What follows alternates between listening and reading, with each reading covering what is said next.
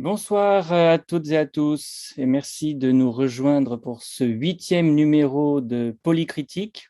Polycritique, c'est le nom que nous avons donné au webinaire mensuel de la FSP, que nous avons créé il y a presque un an maintenant, et qui a, comme son nom est censé l'indiquer, vocation à décrypter l'actualité nationale et internationale en soumettant les enjeux politiques, géopolitiques, économiques ou sociaux au regard de chercheurs ou d'anciens chercheurs de ces disciplines et d'autres aussi.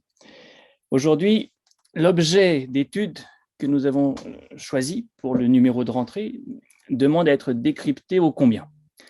Et ce, à 3 niveaux au moins: le niveau national de l'Afghanistan, le niveau régional de l'Asie centrale, entre Asie du Sud et Moyen-Orient, et le niveau international en raison notamment du rôle des États-Unis, mais aussi de la Chine et de la Russie dans cette crise. Et pour nous aider à comprendre cette situation de crise que nous vivons depuis le mois dernier, nous avons la chance d'accueillir aujourd'hui 3 politistes que je vais vous présenter d'un mot dans l'ordre où il et elle vont intervenir. Olivier Roy d'abord, dont les travaux sur l'Afghanistan remontent aux années 1980, et nous verrons que cette profondeur historique est utile, très utile à l'intelligence du sujet. Olivier est aujourd'hui professeur à l'Institut universitaire européen de Florence, après avoir été longtemps chercheur au CNRS. Amélie Blum s'exprimera en deuxième. Elle est maîtresse de conférences à Sciences Po Lyon, rattachée au laboratoire Triangle et associée au Centre d'études de l'Inde et de l'Asie du Sud, son pays de prédilection étant depuis longtemps le Pakistan. Alexandra de Hoop-Scheffer, qui élargira ensuite notre horizon aux enjeux de politique internationale, est la directrice du German Marshall Fund à Paris, et son pays de prédilection à elle, ce sont les États-Unis. Alors chacun et chacune va en une quinzaine de minutes planter le décor à ces 3 niveaux que nous examinerons donc successivement. Et après cela, nous aurons le temps d'une discussion qui est chaque fois un moment privilégié d'échange, une discussion que j'introduirai, mais à laquelle vous êtes tous ceux qui se sont et toutes celles qui se sont connectés, invités à participer en utilisant la fonction questions-réponses de Zoom. C'est là que nous irons chercher les questions dont nous pourrons débattre dans un second temps conséquent, puisque l'idée est véritablement de faire moitié-moitié, moitié d'exposé, moitié d'échange, pour que ce soit le plus interactif possible. Et je cède tout de suite la parole à Olivier pour nous planter le décor afghan, sachant que la question que nous nous posons depuis le mois dernier, c'est ce retour des talibans ramène-t-il les mêmes talibans que ceux qui étaient au pouvoir dans les années 90 et jusqu'à 2001? Et nul n'est mieux placé que toi, Olivier, pour répondre, même si 15 minutes, c'est court, je le concède volontiers. Merci Christophe. Alors, les talibans ont toujours été là. Donc, le retour, c'est le retour politique. Mais ils n'ont jamais été absents du paysage afghan. Ma première rencontre avec les talibans, c'était en 1984, pendant la guerre contre les soviétiques. Et je descendais alors à ce moment-là à pied de toute la vallée de l'Arkhandab. Et je suis arrivé dans l'oasis de Panjwai au sud de Kandahar. Panjwai, c'est le point de départ des talibans. C'est là se trouve la madrasa, où a été éduqué le Mollah Omar, donc celui qui est devenu l'émir des talibans dès le début, le Mollah Baradar, qui était à la tête des négociations de Doha, et Arunzadeh, qui est officiellement le successeur de Mollah Omar. Ils viennent tous de cette madrasa de Panjwai. Ils ne m'ont pas laissé rentrer à l'époque, mais j'ai beaucoup discuté avec toutes les autres madrasas. Ils s'appelaient déjà talibans, mais ce n'était pas une organisation politique. C'était simplement des étudiants en religion qui étudiaient dans des écoles religieuses, des madrasas, qui étaient en zone rurale, ce qui est assez exceptionnel dans le monde musulman, où d'habitude les madrasas sont en zone urbaine. Là, on avait toute une série de madrasas en zone rurale, à l'écart des réseaux gouvernementaux d'éducation, y compris d'éducation religieuse. Ils n'avaient rien à voir avec la faculté de théologie de Kaboul. Et ces réseaux appartiennent à ce qu'on appelle l'école Déobandi, c'est-à-dire un mouvement de réforme religieuse, réforme au sens du 19e, c'est-à-dire de retour à un islam beaucoup plus pur, qui avait démarré donc dans l'Inde sous domination anglaise à la fin du 19e siècle. Ces réseaux de madrasa couvraient une partie de l'Inde du Nord, le Pakistan actuel et essentiellement le sud de l'Afghanistan.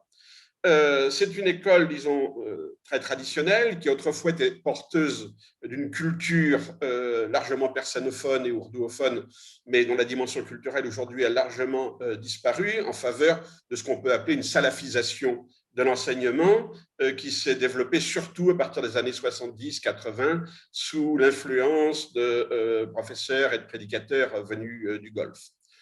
Mais il faut voir une chose, il faut voir plusieurs choses. D'abord, la composition, disons, anthropologique des talibans, sociologie des talibans. Ce sont des Pashtuns. Ils appartiennent à l'ethnie Pashtun massivement. Ce sont des Pashtuns du Sud et majoritairement des Pashtuns qui appartiennent à la confédération d'Ourani, c'est-à-dire celle qui a donné l'aristocratie afghane, qui a construit l'émirat de l'Afghanistan. C'est-à-dire qu'ils appartiennent au groupe qui a construit l'État afghan au début du 19e siècle. Par exemple, le président Hamid Karzai était un représentant de cette aristocratie tribale. C'est pour ça qu'il a été choisi comme président très largement par les Américains après 2001. Mais il faut voir que dans cette oasis de Panjwai, la famille Karzai était un gros propriétaire foncier. Et beaucoup de talibans étaient en fait les enfants des métayers et de la petite paysannerie qui vivaient sur les terres de l'aristocratie Karzai.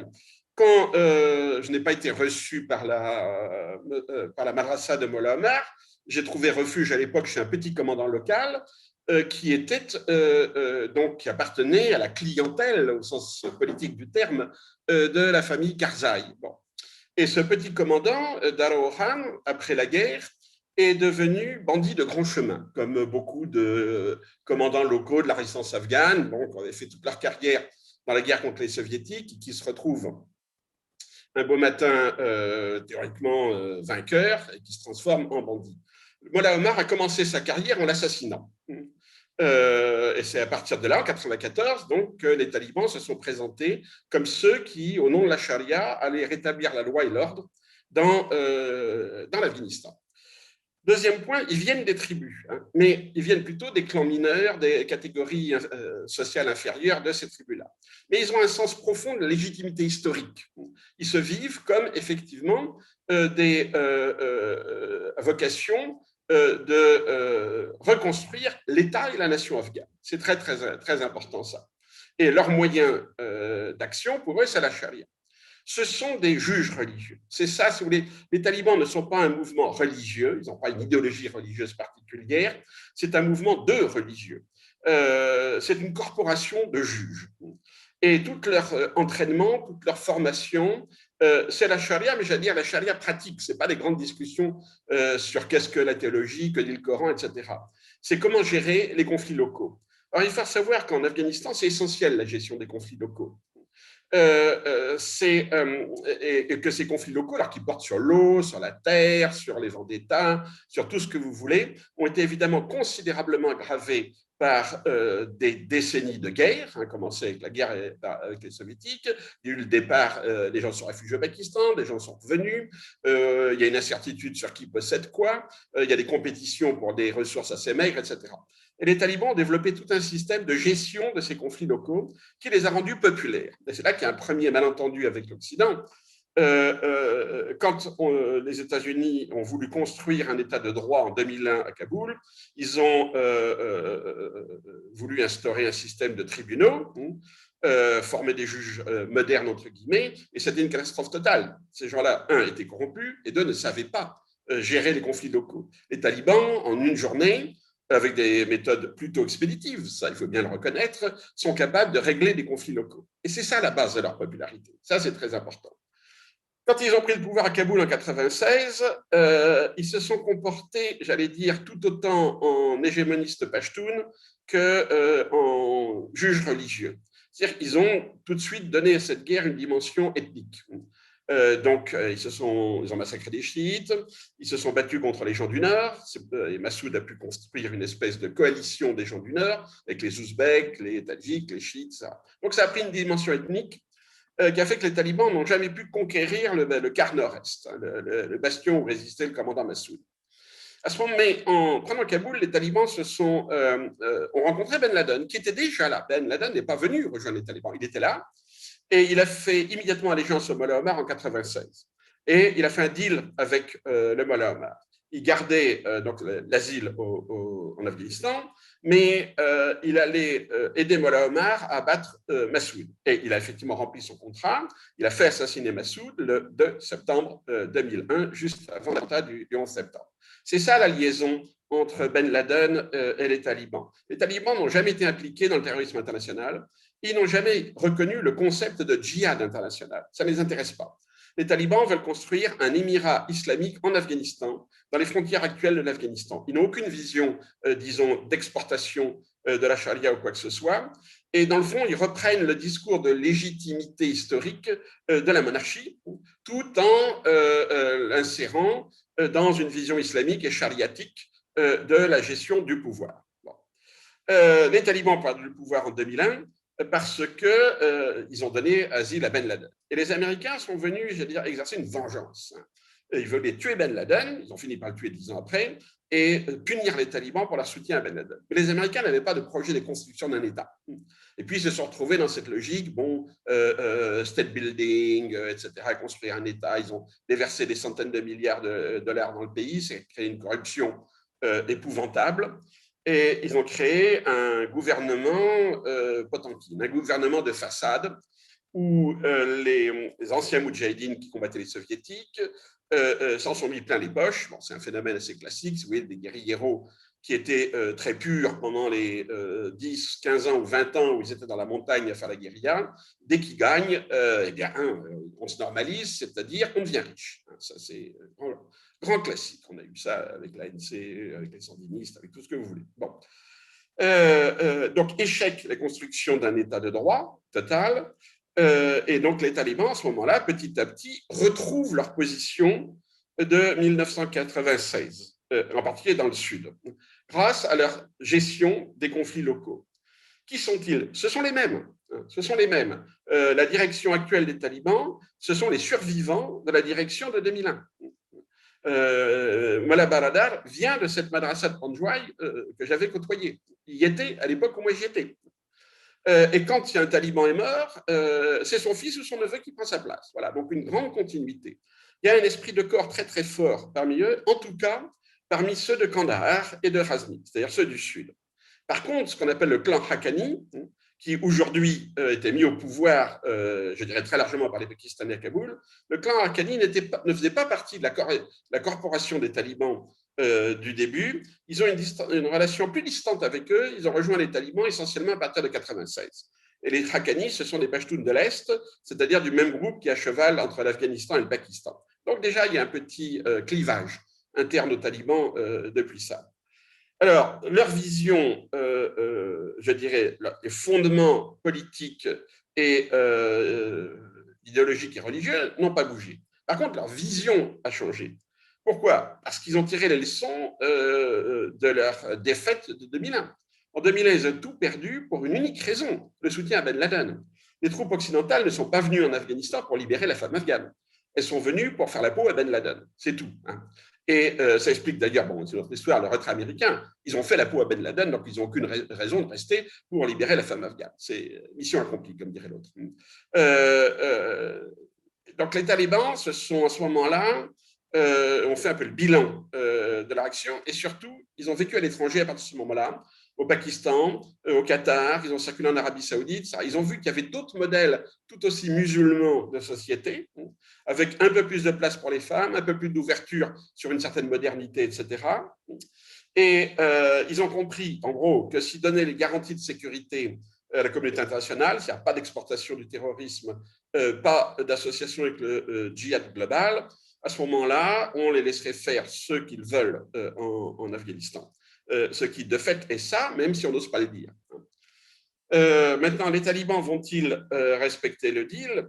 Je crois qu'ils n'ont pas le choix. Ils n'ont pas le choix. Ils ont besoin d'être reconnus comme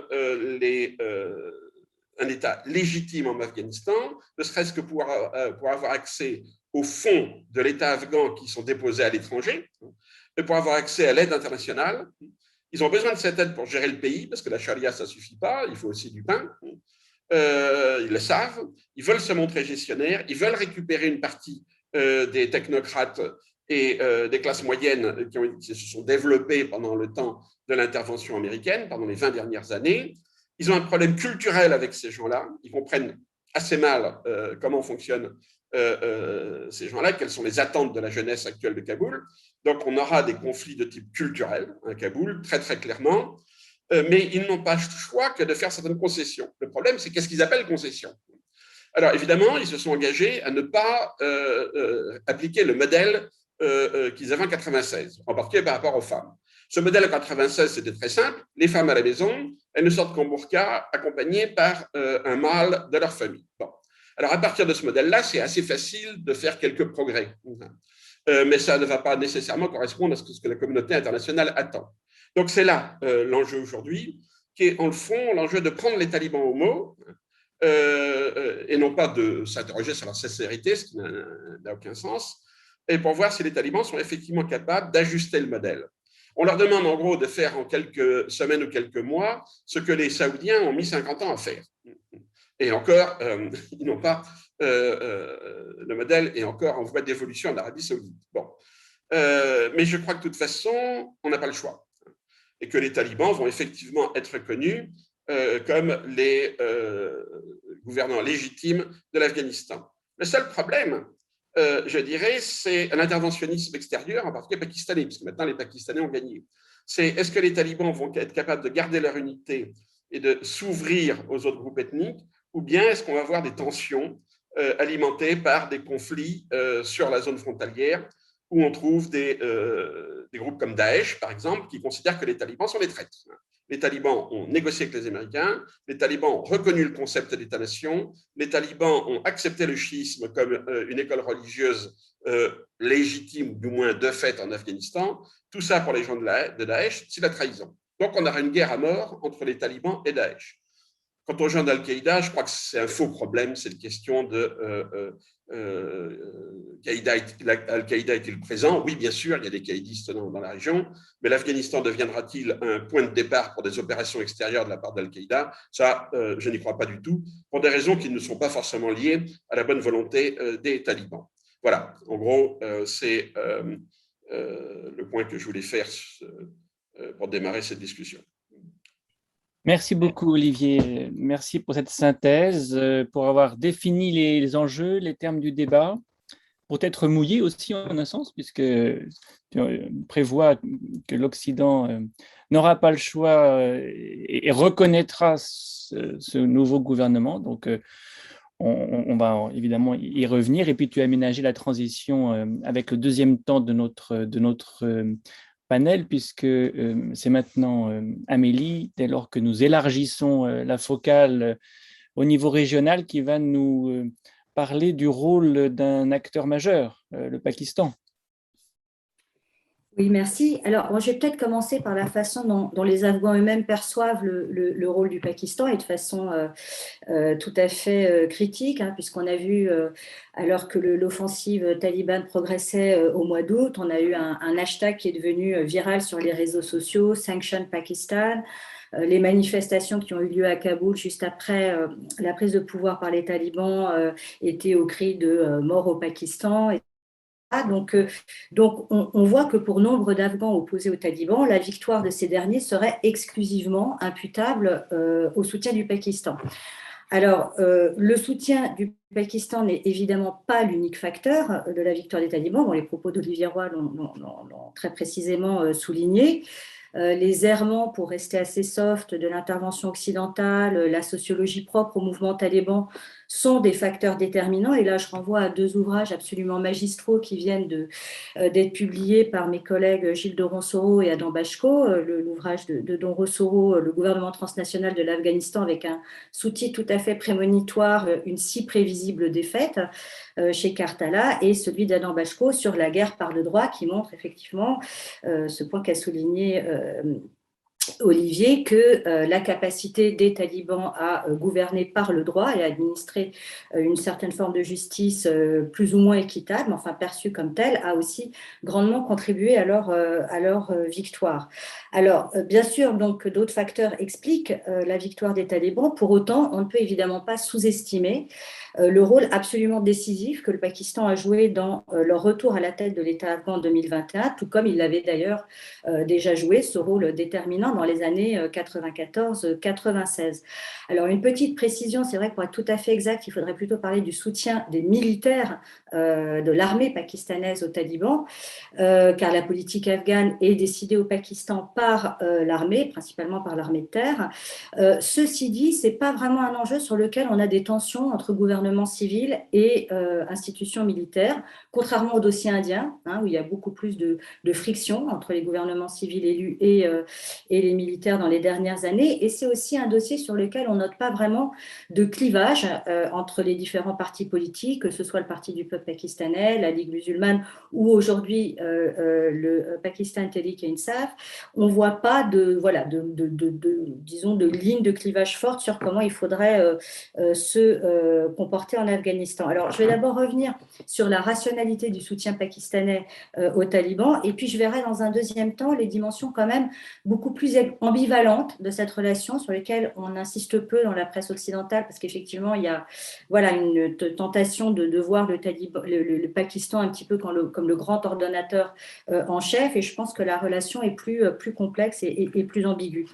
Alors, sur la rationalité du soutien de l'État pakistanais aux talibans, je crois qu'il faut d'abord bien comprendre que ce soutien, il n'est pas idéologique, il n'est pas non plus ni d'un côté idéologique, ni de l'autre purement conjoncturel. Il s'inscrit en fait dans des paramètres qui structurent depuis très longtemps l'intervention politique du Pakistan en Afghanistan, et qui, de plus, ces paramètres se sont révélés étonnamment, on pourrait dire, assez stables sur le temps long. Donc, il y a un peu 3 paramètres structurants qui expliquent cette implication du Pakistan dans les affaires intérieures afghanes. Il y a évidemment tout d'abord les conditions de la formation de l'État pakistanais, c'est les conditions surtout territoriales, qui fait que le Pakistan naît avec d'emblée une frontière contestée à l'est et à l'ouest. Donc à l'ouest, cette fameuse ligne Durand, ces 2600 km de frontières avec l'Afghanistan qui ne sont pas reconnus comme tels par l'État afghan, qui est d'ailleurs l'un des seuls États à voter contre l'inclusion du Pakistan à l'ONU au moment de son indépendance. Deuxième paramètre important sont les dynamiques, les liens entre les communautés pashtunes de part et d'autre de cette frontière. Donc on pourrait dire des dynamiques transfrontalières qui font qu'il y a des liens très forts, familiaux, tribaux, commerciaux, etc., entre les pashtunes côté pakistanais, qui sont plus de 40%, côté afghan, qui sont plus de 40% de la population, et côté pakistanais, si on parle des sols pashtunophones, qui représentent à peu près, disons, 13% de la population. Et du coup, cette présence des Pashtuns des 2 côtés de la frontière fait aussi craindre au Pakistan des formes d'irrédentisme du côté afghan, cartes qu'ont d'ailleurs joué à plusieurs reprises les gouvernements afghans, et crainte d'autant plus forte que cette zone pashtunophone au Pakistan, elle a été mal intégrée à l'État pakistanais initialement. C'est une intégration qui s'est faite de façon forcée avec très tôt et après à répétition dans l'histoire du Pakistan jusqu'à très récemment, jusqu'à 2018, des mouvements, alors pas toujours autonomistes pashtuns, mais qui au nom d'une identité pashtun font valoir des revendications contre le centralisme ou l'autoritarisme d'Islamabad. Et puis troisième paramètre qui détermine la politique afghane du Pakistan, c'est évidemment la centralité de la menace indienne dans la perception des militaires pakistanais, et qui fait que les militaires pakistanais ont toujours cherché à surtout à éviter la catastrophe absolue qui est d'être pris en tenaille entre l'Inde d'un côté ennemi un peu de toujours, si on veut, et un gouvernement pro-indien côté afghan, et de ne pas pouvoir bénéficier de ce fameux dogme de la profondeur stratégique que les chefs d'état-major de l'armée pakistanaise ont élaboré dans les années 80 et puis repris, etc. Donc tout ceci explique en fait l'interpénétration entre les deux espaces politiques, afghans et pakistanais. Et ces paramètres qui se mettent donc en place assez tôt vont se répéter ensuite, se renforcer, se consolider sous le coup de facteurs extérieurs. Tout d'abord, évidemment, la sous-traitance par les Américains de leur guerre en Afghanistan contre l'Union soviétique. Ils sous-traitent complètement à l'armée pakistanaise. Et puis, après, avec la création des talibans, le choix pakistanais de soutenir très clairement cette force qu'ils voient comme une force de stabilisation pro-pakistanaise, etc.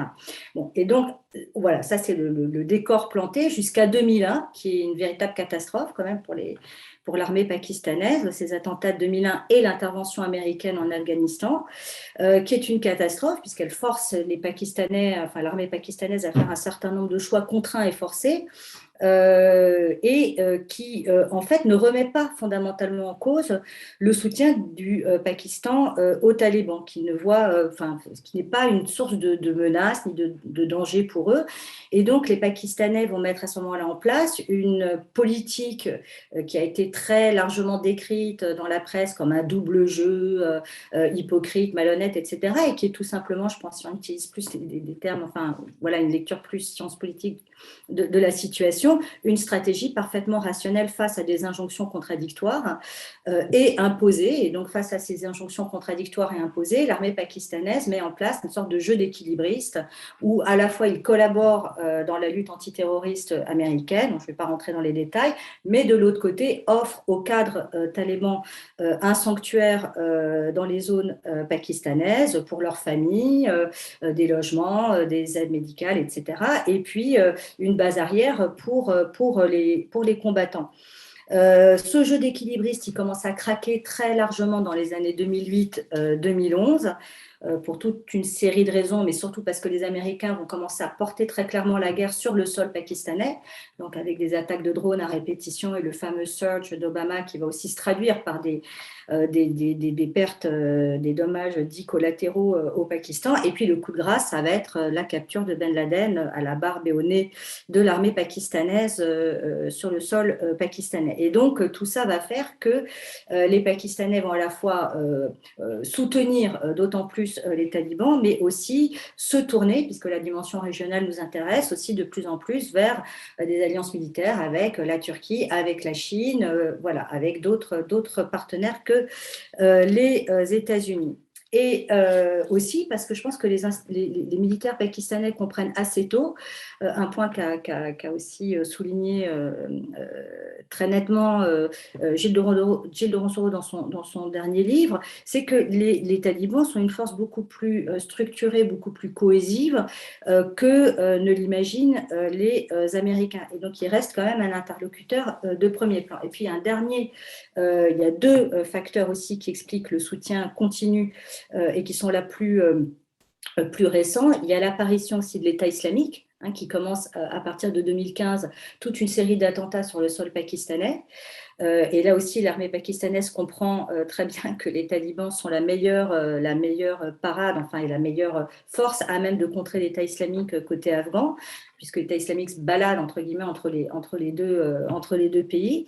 Et puis l'apparition aussi au Pakistan d'un mouvement, à nouveau, d'un mouvement pashtoun revendicatif, qui est le mouvement pour la protection des Pashtuns, le Pashtun Tahafuz Movement, qui apparaît d'abord 2014, mais surtout vraiment qui commence à mobiliser à partir de 2018 et qui mobilise massivement et au-delà même des rangs des Pashtuns sur le thème des bavures et de la violence militaire et policière dans le cadre de la lutte contre la terreur au Pakistan et qui demande voilà, à ce que les disparus, à ce que tous les abus des droits humains soient sanctionnés au Pakistan même. Donc pour le pouvoir pakistanais, c'est aussi très compliqué d'avoir un mouvement pachtoun fort qui mobilise très fortement dans plusieurs villes pakistanaises avec des sit-ins et quelques mobilisations vraiment assez massives, et le risque d'un gouvernement afghan qui jouerait à nouveau la carte de l'irrédentisme pachtoun.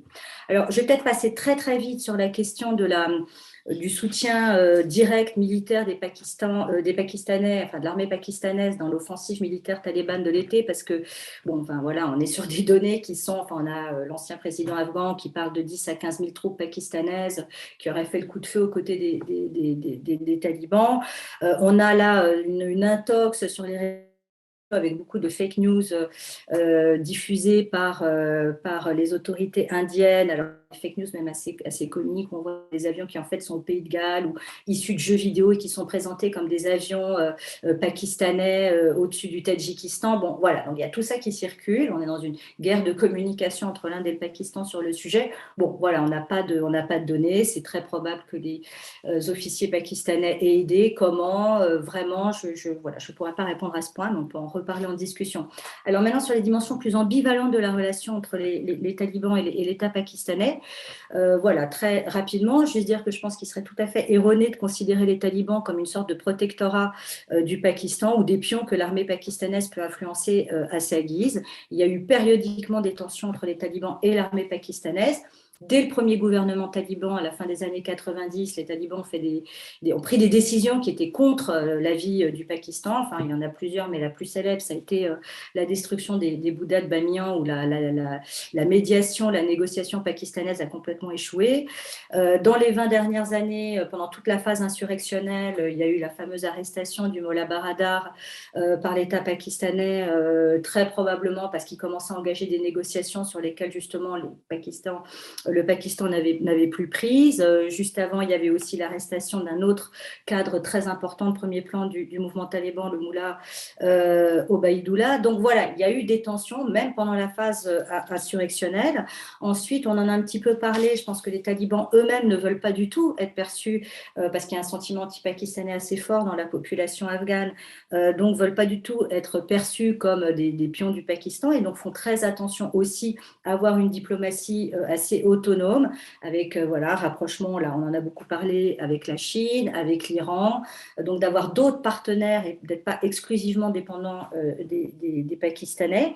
Et puis pour terminer, on peut prévoir 2 sujets de tension, donc c'est un peu de la politique fiction, mais enfin elle est à moitié fictionnelle parce que elle a déjà commencé sur 2 enjeux. En fait, il y a 2 enjeux qui peuvent créer des frictions, je pense, entre les talibans et l'armée pakistanaise. Il y a tout d'abord la question à nouveau de cette ligne du rang, de cette frontière contestée entre le Pakistan et l'Afghanistan, puisque l'armée pakistanaise a clôturé sous forme de barbelés, donc elle a délimité en fait au sol cette frontière qui est donc aujourd'hui clôturée unilatéralement à pratiquement 90%, et les talibans ont fait savoir qu'ils ne reconnaissaient pas cette délimitation. Ensuite, l'autre sujet de tension, ça va être la façon dont les talibans vont gérer le dossier très épineux du Tehrik-e-Taliban Pakistan, donc ce qu'on appelle les talibans pakistanais, qui n'ont en fait rien à voir avec les talibans afghans, même s'ils les ont soutenus, qui est un groupe qui a une sociogénèse tout à fait différente, qui est issu des zones tribales pakistanaises à la base, qui sont des combattants qui ont fait un peu le coup de feu avec les talibans dans les années 2001, qui ensuite sont revenus, qui se sont réorganisés, qu'elles se sont adjoints d'autres petits groupes islamistes, souvent très anti-chiites, certains du Pendjab. Ça fait une sorte de coalition, et qui, à partir de 2007, et une crise qu'on appelait la crise de la mosquée rouge, une mosquée rebelle à Islamabad, contre laquelle l'armée a décrété un assaut, ce qui a fait plusieurs centaines de morts. Ce mouvement s'est très fortement radicalisé et a commencé à attaquer, à cibler l'armée pakistanaise en organisant des attentats, dont le plus meurtrier a été en 2014 un attentat à Peshawar contre une école de cadets, qui est un peu le 11 septembre du Pakistan. Donc pour les autorités pakistanaises, on ne veut pas que ce Tehrik-e-Taliban se réorganise. Or, on voit depuis 2020, même avant la prise de pouvoir par les talibans, que le TTP s'est réorganisé et s'est renforcé. Il y a eu une réunification de différentes factions dissidentes. On a une montée des opérations contre contre les autorités pakistanaises, contre les intérêts chinois au Pakistan aussi. Et puis là, avec la progression militaire des talibans, il y a eu une libération. Alors le chiffre qui circule, c'est que les talibans auraient libéré à peu près 2000 dans les prisons, dans les villes où ils passaient, et puis en particulier à Bagram, ils ont libéré des prisonniers du TTP qui aujourd'hui font un peu leur diktat à l'armée pakistanaise, même aux médias pakistanais. Ils ont fait des menaces là très récemment en demandant que les médias arrêtent de les décrire comme un groupe terroriste, en disant qu'ils prenaient les noms de tous les journalistes pakistanais qui les décriraient comme des terroristes au lieu de les décrire comme des forces de libération. Bon, voilà. Donc, les autorités pakistanaises ont demandé aux talibans de leur... alors, bon, on ne sait pas très bien ce qui se passe en coulisses, mais disons que les talibans ont une position assez ambiguë. Dans un premier temps, ils ont dit qu'il faudrait que les autorités pakistanaises accordent l'amnistie à ces militants du TTP pour qu'ils puissent revenir au Pakistan avec une amnistie. Et ils se sont repris très vite, donc on peut imaginer qu'entre-temps, il y a eu une intervention pakistanaise en disant que ça ne les regardait pas et que c'était une affaire intérieure pakistanaise. Enfin, on voit que ça va être un dossier épineux. Et puis, dernier dossier épineux, donc je vais juste mentionner pour le garder pour la discussion, c'est la question des réfugiés afghans qui ont été... il y a eu des rapatriements de réfugiés afghans vraiment très massifs, à coup de 200 000 réfugiés par an dans les dernières années. Si ces réfugiés maintenant reviennent, fuient pas forcément les talibans, mais surtout la misère absolue dans les provinces frontalières du Pakistan et reviennent en masse, ça pourra aussi créer des tensions entre le gouvernement pakistanais et talibans. Ouais, merci. Merci beaucoup Amélie d'avoir à la fois montré le rôle clé du Pakistan dans ce retour des talibans et l'ambivalence de la relation entre Afghanistan et Pakistan. Et tu parles même de tension, et le TTP, c'est clairement aujourd'hui la principale incarnation, la principale pomme de discorde. Comme d'ailleurs en a témoigné ce matin une attaque de militaires pakistanais par le TTP qui s'est soldée quand même par la mort de 9 soldats pakistanais. Semble-t-il que ce que tu évoques pour finir sera sans doute une ligne de force de la relation pour le moins compliquée entre les deux. Et alors, tu évoquais à travers le livre de Gilles de Roncero qui vient de sortir le fait que la défaite américaine était annoncée de longue date et effectivement annoncée sans qu'on ait anticipé que les conditions du retrait soient à ce point calamiteuses et du coup on est amené à revisiter à ce prisme la question de la relation des Américains à l'Afghanistan et on poursuit donc notre parcours en prenant encore plus de hauteur géographique et pour resituer donc cette question afghane dans un contexte global et en braquant quand même le projecteur pour commencer sur les États-Unis. Et c'est Alexandra qui va maintenant être notre guide dans cette étape.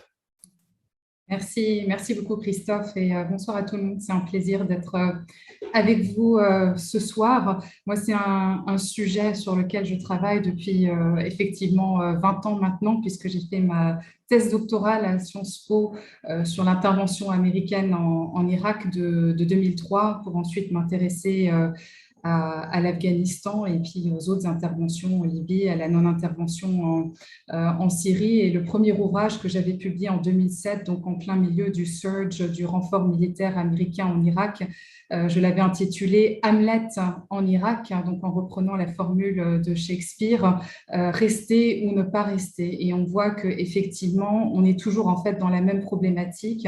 Faut-il rester ou faut-il se retirer? Comment se retirer? Et effectivement, le désengagement américain et avec le désengagement américain des forces de la coalition internationale s'est fait dans la plus grande des organisations. Je ne vais pas revenir là-dessus, mais je pourrais bien sûr répondre à des questions plus précises à ce sujet s'il y en a dans la partie questions.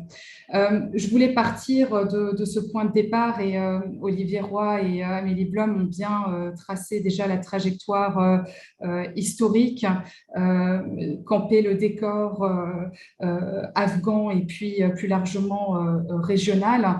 Ce que je vais essayer d'apporter en complément, c'est vraiment la perspective de la politique américaine et puis ce que ça implique aussi en termes de réorganisation géopolitique dans le rapport de force régionale et internationale.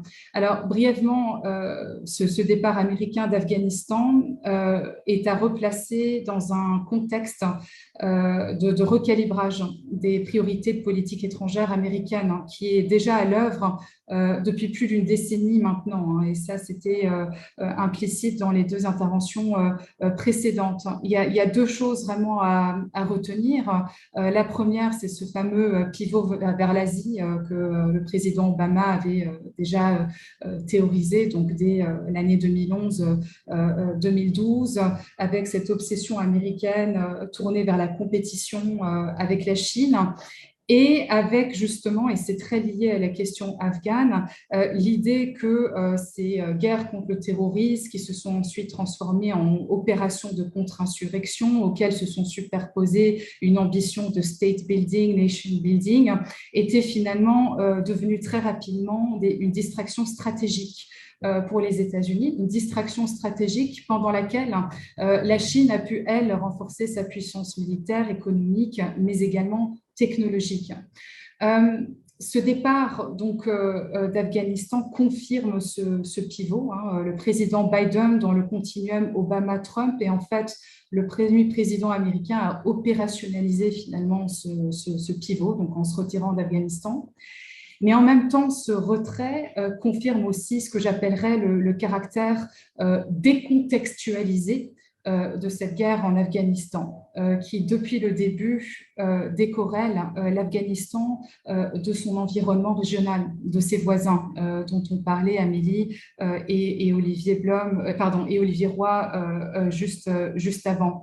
Et ce retrait américain de l'Afghanistan commence déjà à avoir bien sûr des effets de débordement en Asie centrale et donc plus largement dans la région asiatique, et donc aura de facto des répercussions dans le cadre de cette compétition entre les États-Unis et la Chine. Donc c'est pour ça que ce caractère décontextualisé depuis le départ de cette intervention américaine d'Afghanistan se retrouve aussi dans la décision de retrait du pays. Le deuxième, je dirais, recalibrage aujourd'hui dans la politique américaine est très lié à la politique intérieure américaine. On ne peut pas comprendre ce retrait abrupt de l'Afghanistan sans le lier à tout ce débat aujourd'hui autour de quels sont les intérêts dits vitaux des États-Unis aujourd'hui, vital interests, quels sont les intérêts vitaux. Est-ce que être présent en Afghanistan est aujourd'hui perçu comme un intérêt vital pour les États-Unis? Est-ce qu'il ne s'agit pas plutôt de réinvestir dans les États-Unis, de réinvestir dans les infrastructures américaines, dans la technologie américaine?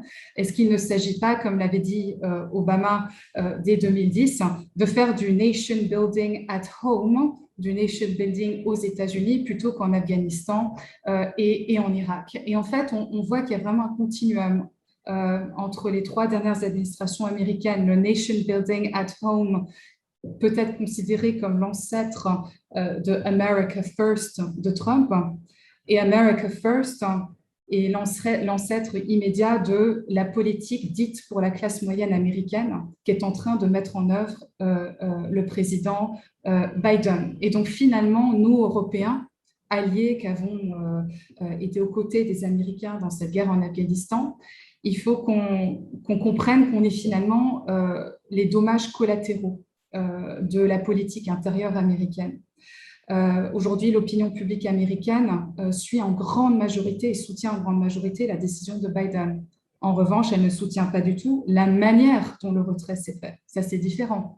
Mais depuis maintenant plus de 10 ans, l'opinion publique américaine se pose des questions sur l'utilité de la présence américaine en Afghanistan, sur le sens de la mission de l'engagement américain en Afghanistan.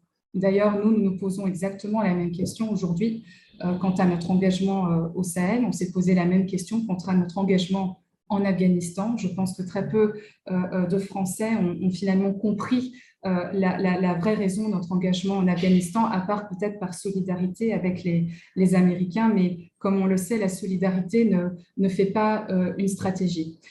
Donc ça, c'est vraiment, je dirais, les deux points aujourd'hui à retenir.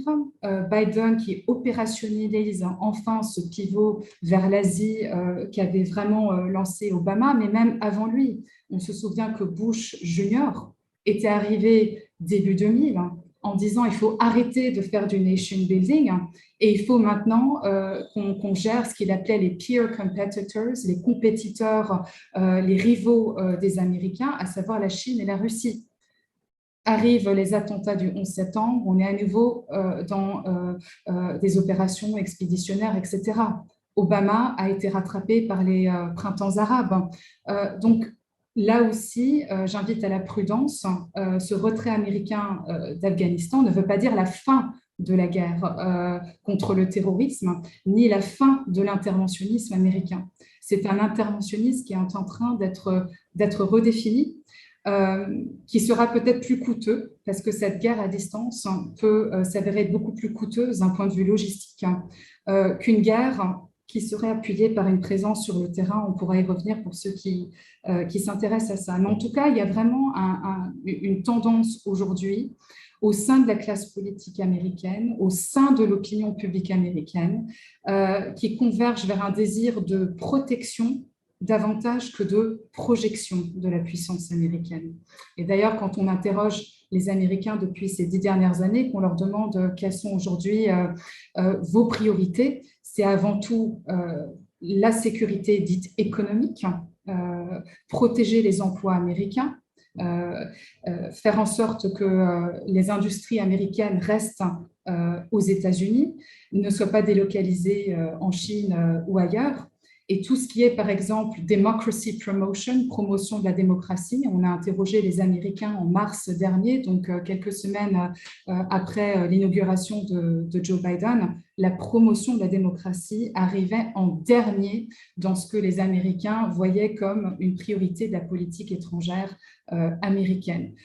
Donc, ce que Condoleezza Rice, alors secrétaire d'État de Bush Junior, décrivait comme les deux objectifs de la politique américaine post-11 septembre, c'est-à-dire, je la cite, « gagner la guerre contre le terrorisme d'une part et promouvoir la liberté comme alternative à la tyrannie », ne font plus partie aujourd'hui, je dirais, du logiciel de politique étrangère américaine et n'est plus soutenu par l'opinion américaine ni une grande partie de la classe politique à Washington, y compris parmi un bon nombre de républicains, même si ils affichent un autre discours depuis le retrait d'Afghanistan. Mais en gros, il y a vraiment un consensus aujourd'hui bipartisan qui va dans ce sens-là.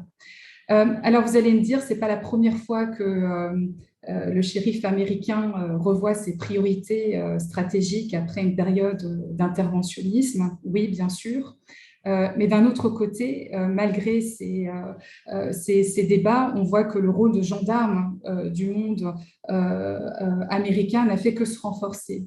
La guerre contre le terrorisme n'a fait que s'étendre. La guerre à distance, ou ce que Biden appelle maintenant la guerre dite « over the horizon », qui reste encore un petit peu floue et à définir. L'usage des drones, la présence de forces spéciales, des opérations cyber-offensives. Et d'ailleurs, l'usage des drones armés en Somalie, au Yémen, en Irak, beaucoup plus récemment, comme on l'a vu en Afghanistan, pour répondre à cette attaque de l'État islamique, eh bien, vont continuer d'une manière ou d'une autre.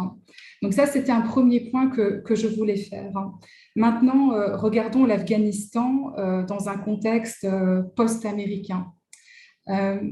Alors, c'est vrai que ce retrait américain et de l'OTAN d'Afghanistan entérine, confirme en quelque sorte ce que je vois de plus en plus comme un phénomène de désoccidentalisation de la diplomatie de crise et de l'interventionnisme. Amélie Blom y a fait référence. On voit que de plus en plus, aussi de par notre politique de sous-traitance, c'est-à-dire qu'Européens, Américains, on a plus vraiment d'appétit. Nos opinions publiques n'ont absolument pas l'appétit pour ce type d'opération expéditionnaire et encore moins de nation building, state building. De plus en plus, on sous-traite la diplomatie de crise et en quelque sorte la gestion de crise aux puissances régionales.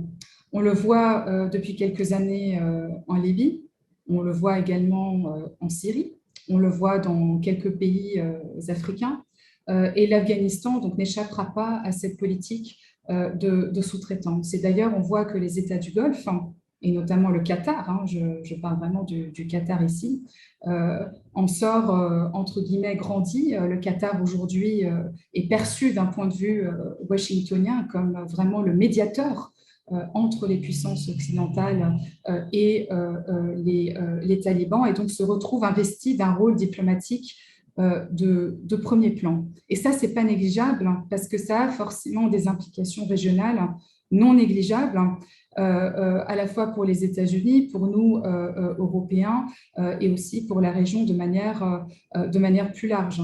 La Turquie, on le voit aussi, essaye de jouer un rôle. En même temps, elle est extrêmement inquiète aussi des flux de réfugiés qui pourraient arriver sur le sol turc. On n'est pas du tout ici dans le contexte de 2015, au moment des réfugiés syriens. Erdogan a été très clair en disant « nous ne sommes pas, en gros, le dépotoir, nous ne sommes pas là à recevoir les réfugiés du monde entier ». Il faut que l'Europe, les États-Unis aussi assument leurs responsabilités. Donc, on n'est pas dans la même configuration. On voit que la Chine, la Russie, je pense qu'il y a eu beaucoup de mauvaises interprétations de ce que le départ américain d'Afghanistan voulait dire pour la Chine et la Russie. Tout le monde a dit la Russie et la Chine sont super contents, ils vont pouvoir maintenant s'ingérer, se partager la part du gâteau, etc. Alors, ce que l'on voit, c'est que pendant ces 20 dernières années, finalement, les Américains, la présence des forces internationales, ont fait le boulot, entre guillemets, pour eux, c'est-à-dire d'essayer de contenir un maximum la menace terroriste et donc de contenir un maximum les risques d'effets de débordement, de spillover de la menace terroriste en Russie et en Chine. Or, qu'est-ce que l'on voit à la Chine aujourd'hui? Elle est triplement inquiète. D'abord pour une question de voisinage. La Chine et l'Afghanistan ont certes une petite frontière en commun, mais ça reste une frontière commune. L'Asie centrale est une zone d'intérêt et d'influence directe de la Chine, donc elle reste extrêmement attentive au risque de déstabilisation, en premier lieu dans sa province du Xinjiang. Il y a aussi un intérêt géostratégique. On sait que l'Afghanistan est un pays très riche en lithium, notamment. Le lithium, comme vous le savez, qui est une ressource extrêmement importante pour les batteries, pour le secteur de l'automobile. Et on voit d'ailleurs depuis maintenant quelques mois qu'il y a vraiment des problèmes d'approvisionnement en matière de lithium qui posent problème. La demande mondiale de lithium, selon l'Agence internationale de l'énergie, devrait être multipliée par 40 d'ici 20 ans. Donc là encore, la Chine a un intérêt extrêmement direct. L'Afghanistan, comme vous le savez ou pas, fait partie de la Belt and Road, des nouvelles routes de la soie chinoises depuis l'année 2016. En 2007, la Chine a obtenu les concessions de la mine géante de cuivre d'Enak, donc qui est le deuxième gisement mondial, pas très loin de Kaboul. Donc, bien sûr, il y a un intérêt aussi géoéconomique qui est extrêmement important pour la Chine. Mais ce n'est pas seulement géoéconomique, c'est aussi sécuritaire. Et la Chine a bien sûr besoin de sécuriser ses investissements. Ce qui fait qu'aussi la Chine a beaucoup multiplié ses exercices militaires avec un certain nombre de pays voisins de l'Afghanistan, notamment le Tadjikistan, en menant des opérations contre-terroristes avec ce pays. Et on retrouve en fait la même type d'inquiétude du côté de la Russie, très inquiet par ce que Poutine a appelé ces derniers jours par l'infiltration de terroristes via des flux de réfugiés jusqu'en Russie. Et là aussi, on a vu au cours du mois de juillet et du mois d'août une intensification des exercices militaires avec le Tadjikistan, mais aussi avec l'Ouzbékistan. Donc, il y a une très grosse préoccupation, je pense, qu'on sous-estime et qui fait que, certes, d'un point de vue affichage, le retrait chaotique américain d'Afghanistan pouvait être qualifié de défaite, de déclin de l'influence américaine, mais concrètement, ça suscite énormément d'inquiétudes. Et ce que l'on voit de plus en plus d'ailleurs, c'est une forme de coordination sino-russe, notamment dans les négociations avec les talibans. Donc, il y a de plus en plus de coordination entre ces deux pays. Et enfin, je conclurai pour laisser la place à la discussion sur qu'est-ce que tout cela signifie pour nous, Européens. Alors, c'est vrai que la manière dont ce retrait américain s'est fait sans consultation avec les alliés européens est problématique. L'Alliance atlantique, comme vous le savez, c'est avant tout une alliance politique avant d'être une alliance militaire. Et donc, la consultation politique est vraiment le pilier fondateur de cette alliance. Et donc, si on n'est même pas capable de se consulter, de se concerter entre alliés, c'est quand même très problématique. Quid de l'OTAN post-Afghanistan? Cette opération en Afghanistan, c'était la première opération dite hors zone, hors de la zone euro-atlantique pour l'Afghanistan. Eh bien, les Américains ont préparé l'après-Afghanistan pour l'OTAN, puisque maintenant, c'est la Chine. Et on voit à quel point la Chine, maintenant, fait partie du cœur des discussions entre Américains et Européens, au cœur de cette alliance atlantique. Et enfin, il faut que ça nous incite, nous, Européens, à se poser de sérieuses questions sur ce qu'on pourrait qualifier notre addiction au leadership américain. Je pense qu'aujourd'hui, on paye le prix de notre alignement sur la politique américaine en Afghanistan. Il aurait fallu à plusieurs reprises que l'on propose aussi une vision différente, une vision européenne, hein, notamment dans cette phase pré-retrait américain, ce que nous n'avons pas fait. Alors que nous avions une présence militaire qui était même plus importante en nombre d'effectifs que les Américains au cours de ces derniers mois. Donc là, je pense qu'il y a des vraies leçons à retirer, pas seulement d'un point de vue capacité, mais aussi d'un point de vue coopération, consultation avec nos alliés américains. Voilà, je m'arrête là. Merci Christophe. Merci beaucoup, Alexandra, d'avoir là aussi à nouveau complexifié et montré combien les choses étaient plus nuancées. Certes, c'est un échec américain, mais on voit les Russes et les Chinois s'inquiéter d'avoir gagné en un sens, ou en tout cas d'avoir vu les Américains perdre.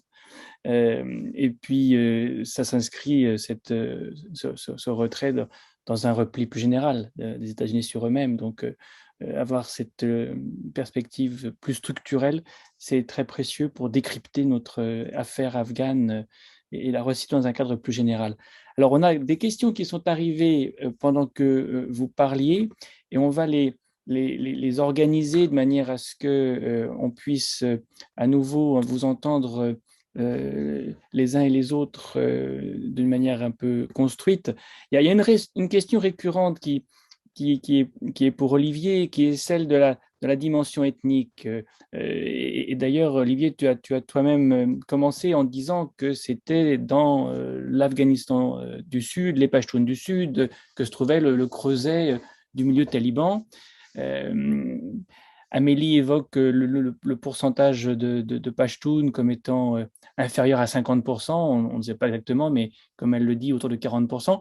Quid de la variable ethnique? Quid de ce réduit tadjik qui fut longtemps le lieu de résistance? Et puis au-delà, une autre question qui est arrivée dans le chat concerne alors, le niveau ethnique, le niveau tribal. Est-ce qu'il peut y avoir des tensions entre Gilzai et Durrani, par exemple, demande Mélanie Sardozai. Est-ce qu'on peut non seulement voir des tensions ethniques, mais des tensions intra-ethniques au sein du milieu taliban? Et je te propose de répondre et qu'on rentre dans une conversation. Je poserai une question à Amélie ensuite et on fera rouler la conversation comme ça. Oui, alors toutes ces affiliations ethniques, tribales, etc., c'est très fluide. Hein.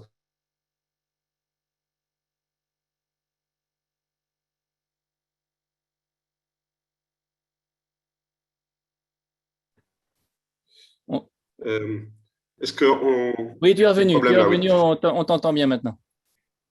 Oui, toutes ces affiliations ethniques, tribales, etc., c'est très fluide. Hein. Il ne faut pas penser qu'on a des groupes bien cloisonnés, bien séparés, avec une identité précise, etc., etc. Mais en gros, comme je disais, les talibans sont des Pashtuns du Sud, qui appartiennent aussi bien en majorité aux Durrani, avec pas mal de Ghilzai, et disons la troisième composante, les Pashtuns de l'Est. On n'a pas fait d'enquête, évidemment. On ne va pas interroger les Pashtuns, les talibans qui passent dans la rue pour leur demander leur affiliation tribale. Mais on le voit très facilement en regardant la direction taliban. On les connaît, on a les noms, on sait d'où ils viennent, on sait où ils sont nés. Donc on peut dire, oui, globalement, c'est les Durrani, avec une composante en second lieu Ghilzai et en troisième lieu Pashtun de l'Est. Bon. Et ils reprennent le discours de légitimité Pashtun sur le pouvoir.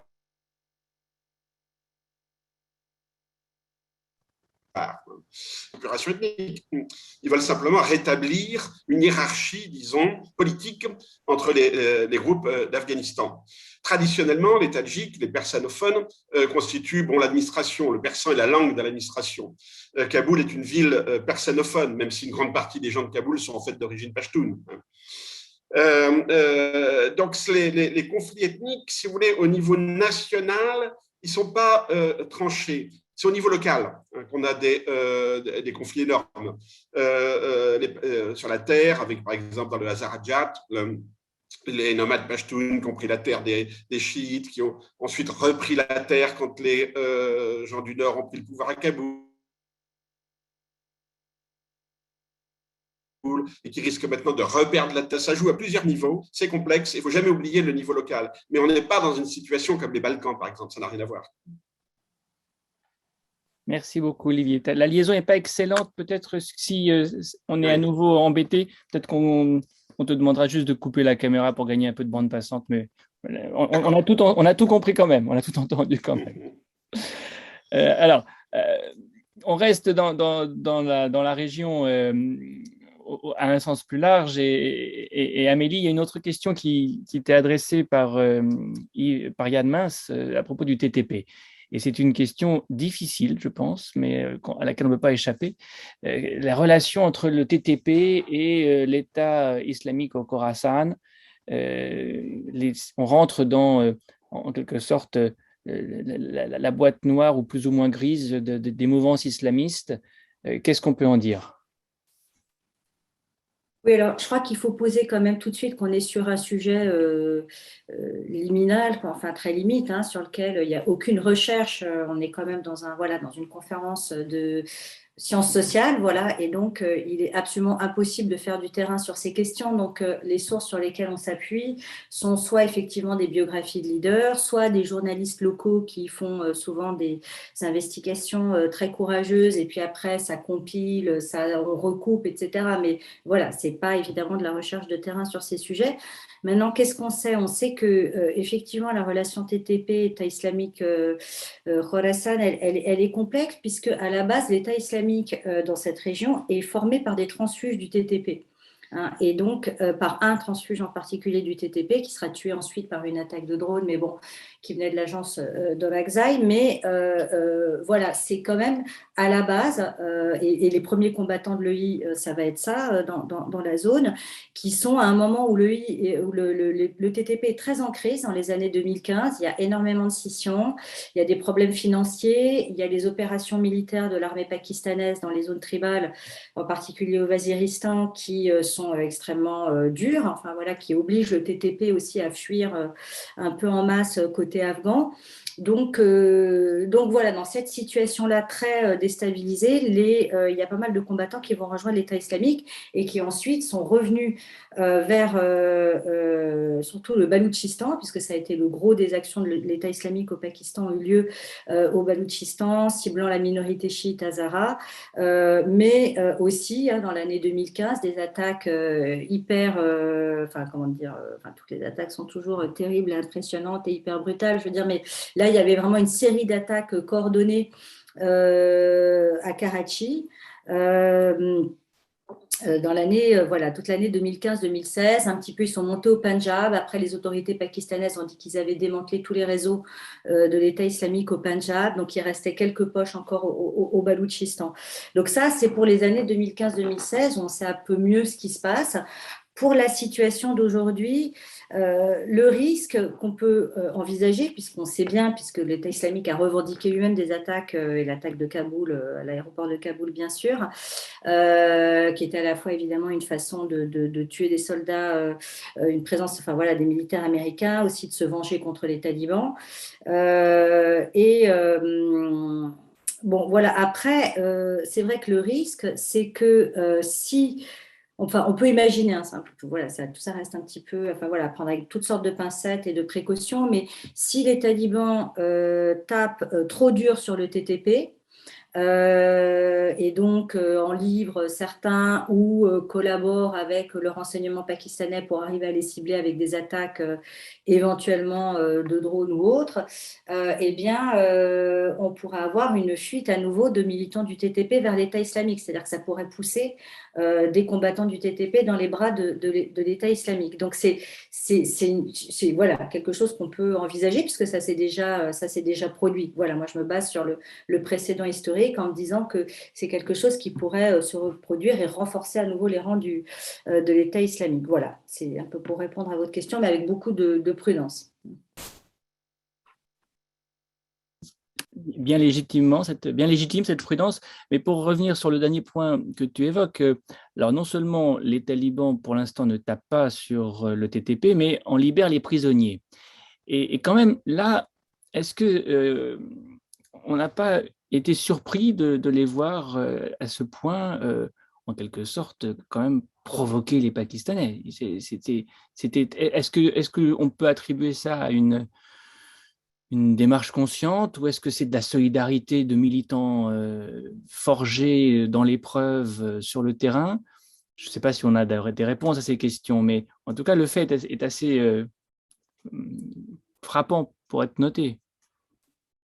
Oui, alors je ne pense pas que ce soit une provocation contre l'armée pakistanaise. Après, dans la libération des prisons, ça devait se faire, je pense, de façon à la fois très rapide, un peu chaotique, même si certains prisonniers, semble-t-il, étaient plus ciblés et pas d'autres. Mais je pense que c'est aussi parce que le TTP a fait allégeance. Déjà, le nouveau leader du TTP, il a fait allégeance à Khunzada. Donc, il y a cette forme de manifestation de respect et il a félicité pour sa prise de pouvoir. Il a fait plusieurs déclarations dans la presse. Donc, je pense qu'il y a quand même cette dimension de solidarité parce que ces membres du TTP sont venus faire le coup de feu pour aider les talibans à la base. Donc, ils ont aussi pris des risques. Donc je pense que pour l'instant, c'est peut-être pas une priorité pour les talibans de régler ce problème, puisqu'ils ont beaucoup d'autres choses à faire et que c'est peut-être quelque chose qui vont repousser dans un deuxième temps. Après, c'est vrai que si ce qui est la situation là depuis une semaine, le TTP accélère son mouvement d'attaque contre les forces de sécurité pakistanaises et fait même maintenant des déclarations en disant que leur objectif, c'est d'obtenir la libération et l'autonomie des ex-zones tribales qui, je vous rappelle, ont été maintenant intégrées pleinement politiquement au Khyber Pakhtunkhwa, donc ne sont plus autant des zones de non-droit qu'elles l'étaient dans la période précédente. Mais ils font maintenant, ils ont peut-être aussi un peu le vent en poupe avec la victoire taliban et ont des demandes plus politiques, plus de constitution d'un territoire politique autonome qui n'était pas le cas avant. Donc si ça monte en puissance, c'est vrai que ça va assez vite rendre la situation très compliquée dans le dialogue entre les autorités pakistanaises et les talibans. Ouais. C'est bien là où notre apport de chercheurs est quand même très précieux parce qu'on voit bien la complexité, très souvent effacée des commentaires plus journalistiques. Le Pakistan s'est réjoui, bien sûr, il a gagné, mais il va peut-être avoir des raisons de déchanter si ce genre de scénario se met en place. Alors justement, c'est ce que déjà on a fait aussi à l'échelle plus internationale avec Alexandra, que de complexifier et de montrer que ceux qui ont... C'est un peu à qui perd gagne cette affaire. C'est peut-être qu'on a gagné ce coup-ci, mais on prépare aussi, on se prépare peut-être un avenir plus compliqué. Alors avant de revenir sur ce sujet, moi ce que j'aurais bien aimé quand même, Alexandra, et il y a des questions dans le chat qui s'y rapportent, notamment celle d'Anuband, c'est revenir sur la question que tu poses vers la fin. Nous, Européens, aurions dû proposer un modèle alternatif et faire que les Américains ne soient pas en un sens hégémonique dans cette façon de gérer l'Afghanistan.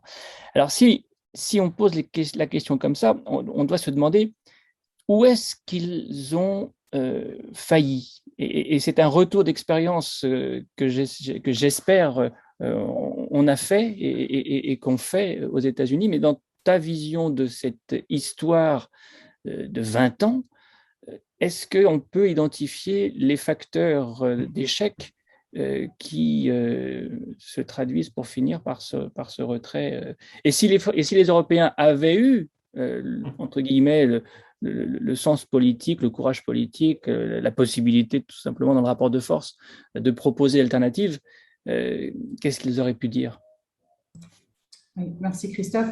Je pense que sur cette question-là, il faut se mettre dans le contexte de l'OTAN parce que c'était une coalition internationale sous le chapeau de l'OTAN. Et pendant la très grande majorité de cette guerre en Afghanistan, ce sont les États-Unis qui se sont le plus investis militairement, financièrement, plus de 2000 milliards de dollars. C'est loin d'être négligeable. Donc, c'est vrai que le leadership, je dirais, politique, financier, militaire américain n'était pas égalé par les alliés européens. Comme je l'ai dit au début, nous y sommes allés avant tout par solidarité avec notre partenaire américain dans l'immédiat après 11 septembre, où cette union sacrée qui existait aux États-Unis, qui s'est très vite évaporée après une petite année d'intervention en Afghanistan et après en Irak, cette union sacrée a aussi existé au niveau international, même en Russie, en Chine et autres, où il y avait vraiment ce phénomène de solidarité. Mais encore une fois, s'engager militairement et avec une telle ampleur par solidarité avec son allié américain ne constitue pas une stratégie et ne nous donne pas la même égalité d'un point de vue décision. Et donc, quand on parle d'autonomie stratégique, un sujet très à la mode et encore plus dans le contexte post-retrait américain d'Afghanistan, pour moi, en fait, l'autonomie stratégique, en premier lieu, la meilleure manière de la concrétiser, c'est pas d'avoir une armée indépendante qui puisse agir sans le soutien des États-Unis ni de l'OTAN. On voit qu'on n'y arrive juste pas entre Européens, mais c'est comment être plus autonome d'un point de vue diplomatique, politique et donc dans la prise de décision. Et là, il y avait une telle asymétrie entre l'effort militaire financier fourni par les États-Unis en Afghanistan et le nôtre, que forcément, nous étions dans une position finalement de soumission, d'alignement avec la stratégie et les revirements de la stratégie américaine en Afghanistan. En revanche, dans les derniers mois de cette opération en Afghanistan, les Européens étaient beaucoup plus nombreux que les Américains en Afghanistan. Il y avait plus que 2500 militaires américains. Et donc là, effectivement, au moment où Tony Blinken, donc le secrétaire d'État américain, s'est déplacé à Bruxelles en avril cette année pour dire aux côtés du secrétaire général de l'OTAN, Stoltenberg, nous avons décidé ensemble avec nos alliés européens de l'avenir de l'Afghanistan, on a une conception très différente de ce qu'est la consultation. Les Américains arrivent et disent mais on vous a consulté. Mais en fait, ils sont arrivés, ils ont imposé leur vision, leur date, hein, leur deadline pour le retrait. Donc, ils ont annoncé leur plan, mais en retour, ils attendaient encore une fois un alignement de la part des alliés européens. Donc, à ce moment-là, je pense, vu notre contribution, alors je ne parle pas du tout de la France, hein, qui s'est retirée en 2014, mais l'Allemagne, le Royaume-Uni, on sait à quel point aujourd'hui cette relation bilatérale UK-États-Unis est ébranlée par la manière dont ce retrait s'est fait. Ces pays-là européens qui étaient encore impliqués en Afghanistan auraient pu dire à ce moment-là au secrétaire d'État américain, écoutez, nous sommes toujours présents à vos côtés et nous pensons que ce n'est pas une bonne idée de se retirer, en tout cas avec un délai aussi serré, mais au moins d'engager la discussion. En revanche, ce que l'on constate encore une fois, c'est qu'en Afghanistan, en Irak et jusqu'à la dernière minute avec ce retrait, les Américains, finalement, sont drivés par des dates butoirs. Donc, que ce soit l'engagement militaire, le désengagement militaire, la transition des responsabilités de sécurité aux forces afghanes, il y avait à chaque fois des dates butoirs fixées. Des dates butoirs, pourquoi ? Pour pouvoir retirer le plus rapidement possible les forces armées américaines. Ce qui fait que finalement, ce chaos du retrait américain illustre de manière assez dramatique, mais de manière très concrète, ce décalage entre la réalité du terrain qui n'était pas du tout celle que nous dépeignaient les Américains depuis des années, mais était en total décalage par rapport à ces objectifs que s'était fixé Washington. Et donc cette surprise de dire mais pourquoi l'armée afghane n'a pas pu contenir la réémergence des talibans, en fait elle était connue depuis maintenant plus de 10 ans. Pareil pour ce qui s'est passé en Irak en 2014 face à l'État islamique. Et par rapport à une question sur justement comment ça se fait que les Américains se retirent et laissent l'espace finalement à la Chine, à la Russie et à d'autres pays.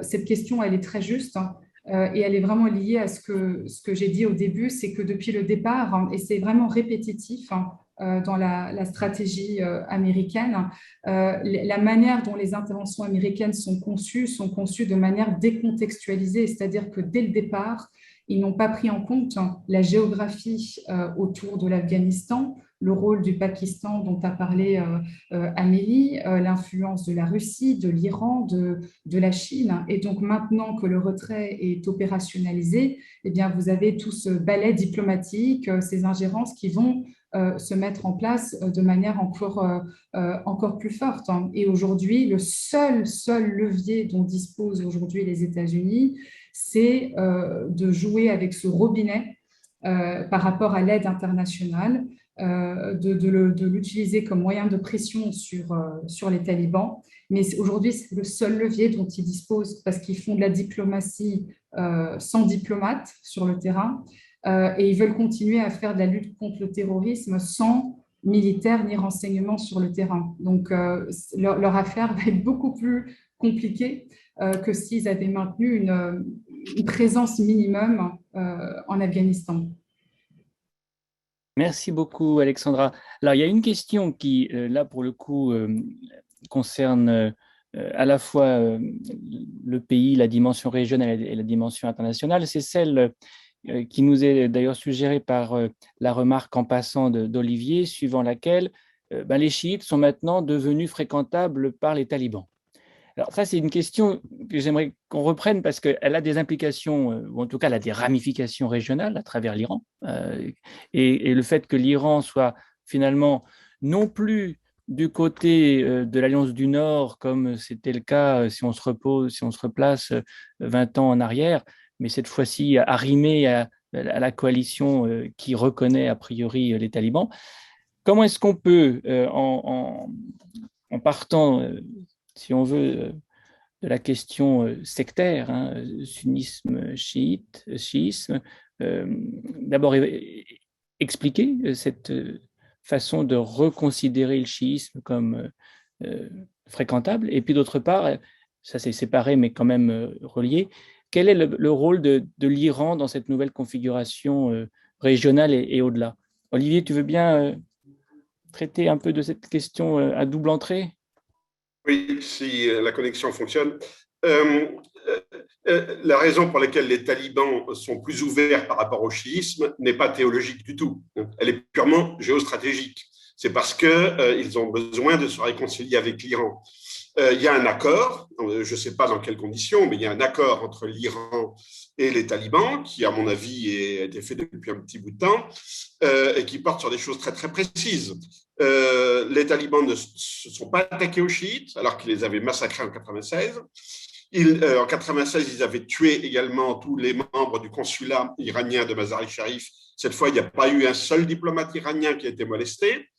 Ismail Khan, donc le représentant de l'Alliance du Nord, Tadjik, Herat, s'est rendu aux talibans, qui l'ont immédiatement laissé partir en Iran, où il a été accueilli officiellement, etc., etc. Bon, le fond de l'affaire, les Iraniens ne veulent pas de problème avec l'Afghanistan. Leur géostratégie, eux, c'est vers l'ouest, c'est l'Irak, la Syrie, le Golfe, etc. L'Afghanistan ne les a jamais intéressés, donc ils ne veulent pas d'ennui en Afghanistan. Les talibans ont besoin d'une frontière qui fonctionne avec l'Iran à cause des réfugiés et aussi parce que toute l'économie de l'ouest de l'Afghanistan est tournée vers l'Iran. Donc voilà, c'est un accord, disons, pragmatique, rationnel des deux côtés. Si on extrapole et qu'on y voit un réalignement géopolitique régional, est-ce qu'on ne peut pas aller encore plus loin et se dire qu'on a une forme d'axe? Alexandra évoquait le rapprochement de plus en plus net entre la Russie et la Chine sur des questions comme celle-ci et d'autres.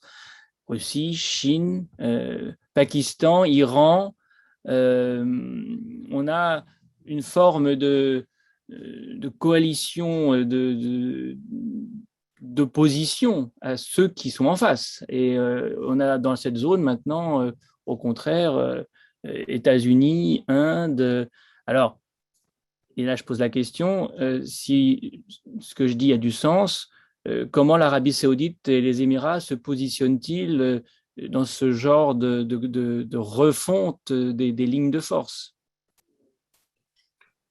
Alors, Iran, Russie, Tadjikistan, Ouzbékistan, Chine, Pakistan, ça ressemble plus, je dirais, à une association de copropriétaires qui doivent gérer un locataire pas très discipliné, l'Afghanistan, mais aucun d'entre eux n'a vraiment envie de remplacer, de s'emparer de l'Afghanistan. Ils ne sont pas en train de lutter pour des questions de contrôler du territoire, etc.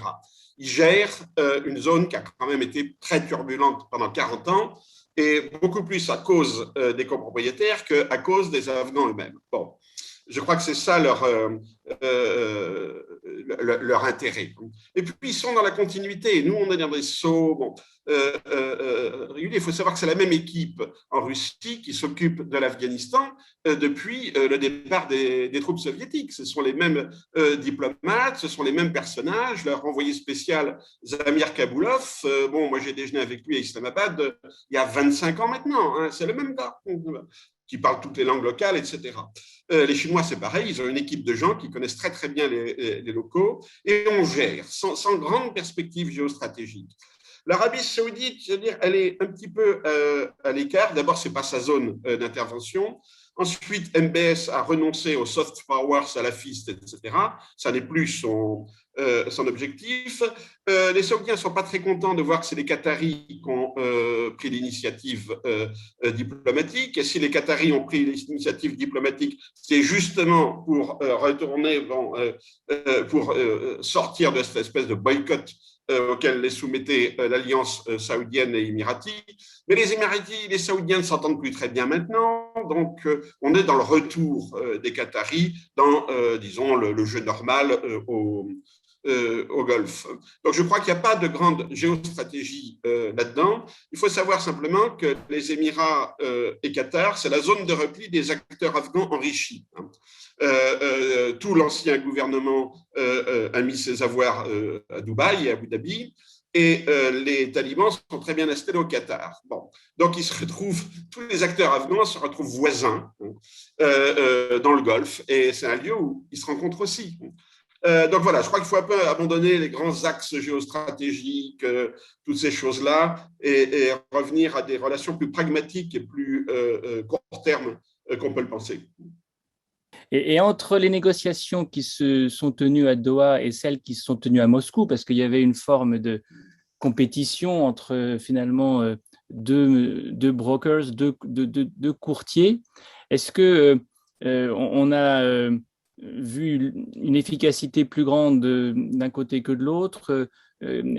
Qu'est-ce que la Russie a pu retirer de jouer les bons offices dans une affaire comme celle-ci, et jusqu'à quel point est-ce que ça a d'ailleurs fonctionné? Alors, c'est Doha c'est les Qataris qui ont fait l'accord. Les Russes voulaient simplement ne pas être exclus. Bon. Ouais. Et les talibans sont très malins. Ils vont chez chacun des acteurs. Ils maintiennent ils sauvent les apparences. La Russie, ce que veut la Russie, elle est très ambiguë là-dessus. Elle veut la stabilité en Afghanistan, pas d'ennui en Afghanistan. Surtout pas de passage de toute forme de radicalisme de l'Afghanistan en Asie centrale. Mais en même temps, la Russie n'est pas totalement fâchée qu'il y ait une certaine menace de l'Afghanistan, parce que ça lui permet de revenir en Ouzbékistan, au Tadjikistan, comme garante de la frontière. Voilà. L'objectif de Poutine, on le sait, c'est de reconstituer l'espace de l'ancienne Union soviétique sous des formes politiques, diplomatiques très variables, c'est de retrouver cette influence. Et là, grâce aux talibans, ils viennent le retrouver, parce que dans le fond, les Tadjiks du Tadjikistan sont assez contents d'avoir à nouveau des troupes soviétiques à leurs frontières, au cas où il se passerait quelque chose en Afghanistan. Donc, en fait, l'objectif de la Russie, c'est reprendre un contrôle politique, une influence, disons, politique sur l'ancienne Asie centrale soviétique. Ça n'est pas d'agir en Afghanistan. Alors, il nous reste peu de temps, mais deux questions peut-être pour conclure. Alors, l'une qui est dans la même ligne, un peu géopolitique, géostratégique. Est-ce que cet épisode, quand même, je ne sais pas ce que vous en pensez et ce qu'en pense en particulier Amélie, mais Alexandra peut répondre évidemment aussi de l'autre point de vue, ne scelle pas le divorce entre le Pakistan et les États-Unis? Est-ce qu'il peut y avoir encore une collaboration entre Pakistanais et Américains après que Imran Khan en particulier se soit réjoui qu'on ait enfin pu émanciper l'Afghanistan du joug américain? Et l'autre question, je les groupe pour qu'on gagne du temps, très précise, très ponctuelle, qui sera peut-être plus pour Olivier celle-là. Qu'est-ce qu'on sait de la façon dont les organisations humanitaires internationales pourront encore travailler dans un Afghanistan taliban? Ce que disait Olivier, c'était que l'Afghanistan aurait besoin de l'aide internationale. Est-ce que c'est aussi de cette aide-là? Est-ce qu'ils sont prêts à laisser les ONG sur place? Si vous pouvez enchaîner les uns après les autres, Amélie, Alexandra et Olivier, on conclura là-dessus. Bon, très rapidement, non, je pense que le divorce, il est antérieur, hein, le divorce le divorce, disons les tensions très fortes entre les militaires américains ou l'administration américaine et l'État pakistanais. C'est pas tellement les déclarations d'Imran Khan qui changent vraiment la donne, hein. Enfin bon, là on est plus donc voilà, enfin les déclarations il en fait très souvent. Je vais pas m'attarder sur le sujet, mais non, je pense que c'est vraiment 2011 quoi. C'est-à-dire que c'est vraiment voilà la capture d'Obama de Ben Laden pardon sur le sol pakistanais qui voilà avec avant déjà la mise du Pakistan sur la liste la grey list du FATF, enfin voilà de la pression très forte sur le Pakistan économique, enfin une sorte des sanctions un peu déguisées sur le financement du terrorisme, enfin voilà toutes ces pressions croisées, les interventions américaine non contrôlée, enfin, ou en tous les cas sans coordination avec les Pakistanais sur le sol pakistanais. Donc, enfin, c'est la conjonction de tous ces facteurs-là qui ont vraiment brisé la confiance qui a jamais été énorme, mais voilà, qui, je pense, a vraiment poussé, à mon sens, le Pakistan dans les bras encore plus de la Chine et de la Turquie. Et qu'aujourd'hui, voilà, c'est un peu ça la situation. Après, sur les ONG humanitaires, je laisse Olivier répondre, mais juste à ma connaissance, les ONG humanitaires pouvaient collaborer avec les talibans, enfin voilà, fin des années 90 aussi, pendant même toute la période insurrectionnelle. Voilà, enfin je ne sais pas. Après, je te laisse répondre, Olivier, sur cette question, mais il n'y a pas forcément. La situation est tellement désespérée là que je ne sais pas. On pourrait imaginer que la collaboration fonctionnera. Ouais. Qu'est-ce que tu en penses? Merci. On va peut-être passer par Alexandra avant, parce que retournons le miroir. Que reste-t-il de la politique pakistanaise des États-Unis après cet nouvel épisode? Dieu sait si la relation aura été compliquée, coûteuse, et je pense qu'on en retire une certaine amertume à Washington. Bien sûr, alors c'était à l'époque d'Obama qu'il y avait eu cette contraction AFPAC, n'est-ce pas, où on ne pouvait plus parler de l'Afghanistan sans parler du Pakistan. Il y avait tout d'un coup une prise de conscience que les problèmes, la menace terroriste, la résurgence des talibans en Afghanistan ne pouvaient pas être décorrélés de la problématique pakistanaise. Et en même temps, on voit que le Pakistan et les États-Unis sont dans une relation en fait de quasi dépendance mutuelle, n'est-ce pas? C'est une relation transactionnelle et paradoxalement, en fait, ces dissensions dont a parlé Amélie Blum illustrent toutefois les besoins réciproques de ces deux pays, une interdépendance qui va d'ailleurs s'accroître maintenant que les États-Unis sont partis. C'est ça aussi une des conséquences, c'est que les États-Unis, en fait, vont devoir s'appuyer encore plus sur les acteurs régionaux, y compris le Pakistan, dans cette phase après retrait militaire et notamment dans le contexte de la lutte contre le djihadisme, où le Pakistan est probablement l'un des acteurs régionaux les plus importants d'Asie centrale. Et d'ailleurs, on a vu au cours de ces dernières semaines le secrétaire d'État américain Tony Blinken faire un certain nombre d'appels, de pressions auprès des responsables pakistanais qui vont dans ce sens-là. Donc, de facto, je dirais, Washington aura encore plus besoin du Pakistan dans l'après-retrait militaire. Dans ce cas-là, plus ça change, plus ça reste la même chose. On va suivre ça de près parce que ce sera très intéressant à examiner. Olivier, le mot de la fin. Est-ce que les ONG internationales pourront continuer à travailler en Afghanistan et est-ce qu'ils le faisaient effectivement, comme le suggère Amélie, lorsqu'ils étaient au pouvoir après 1996 ? Alors, elles ont toujours travaillé en Afghanistan. Et il y a eu des discussions entre les grandes ONG, comme Acted, par exemple, et les talibans, bien avant l'arrivée au pouvoir des talibans. Dès que les talibans ont pris le pouvoir dans le Nord, par exemple, ils ont demandé à Acted de reprendre ses activités et de rappeler son personnel. Les ONG, en général, mettent deux conditions, c'est-à-dire l'autorisation d'avoir des femmes employées et surtout de travailler en direction des femmes. Et apparemment, les talibans ont donné leurs accords sur les deux. Les ONG veulent rester, peuvent rester, et les talibans ont besoin de l'aide humanitaire, ils le savent parfaitement. Donc, il y aura tous les ajustements sur les questions de femmes, de tenues vestimentaires, de choses comme ça. Mais oui, il n'y a aucun... ça marche. Et ça veut dire aussi raison de plus pour maintenir des relations diplomatiques, même à un niveau chargé d'affaires, parce qu'on a quand même des centaines de Français en Afghanistan aujourd'hui. Oui, tout à fait. Et ben, c'est une très bonne façon de conclure parce que ça veut dire qu'il y aura d'autres façons de savoir ce qui se passe sur le terrain à travers ces représentants de nos ONG. Merci à vous pour ces éclairages vraiment très précieux. Ce sont des sujets où connaître le terrain, avoir suivi les affaires de très près, c'est irremplaçable.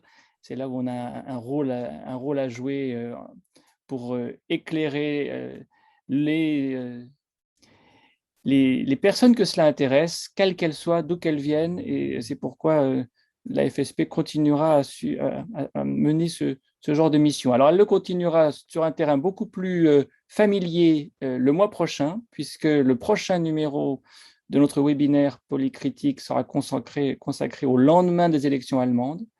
Et c'est une analyse qui vous sera présentée le mercredi 13 octobre, comme toujours à 17h, par cette fois-ci à la fois des Français et des Allemands, ou des Françaises et des Allemandes, de manière à ce qu'on ait aussi la vision de là-bas. Les élections auront eu lieu il y aura eu quelques semaines déjà, et c'est délibérément après que la poussière soit retombée qu'on essaiera de voir à quoi ressemblera le gouvernement allemand, forcément de coalition. Et c'est Michel Mangenot qui monte cette réunion, secrétaire général de la FSP, qui en sera l'animateur. Merci encore. Merci Et à vous. si certains d'entre vous n'ont pas pu, mais vous l'ont dit, ne pas pouvoir suivre cette séance, dites-leur que ce sera sur le site de la FSP très bientôt.